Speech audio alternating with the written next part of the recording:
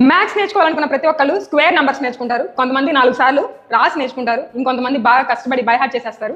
But మీరు అంత కష్టపడాల్సిన అవసరం లేదు. మనం చాలా సింపుల్గా సరదాగా స్క్వేర్ నంబర్స్ నేర్చుకుందాం.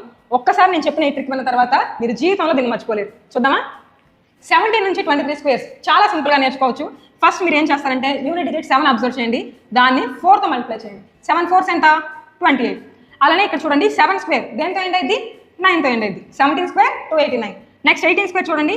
8ని తీసుకోండి, ఇంటూ 4 చేయండి. 8 4s 32 అండ్ 8 స్క్వేర్ అనేది దేంతో ఎండ్ అవుతుంది? 4తో ఎండ్ అవుతుంది. ఓకేనా? నెక్స్ట్ 19 స్క్వేర్ చూడండి. 9 4s చేయాలి. 9 4s 36. 9 స్క్వేర్ దేంతో ఎండ్ అవుతుంది? 1తో ఎండ్ అవుతుంది. నెక్స్ట్ 7 8 9 తీసుకున్నాం కాబట్టి ఇక్కడ మనం 10 తీసుకోవాలి. 10 4s 40 అవుతుంది అండ్ 0 స్క్వేర్ 0తో ఎండ్ అవుతుంది. ఓకేనా?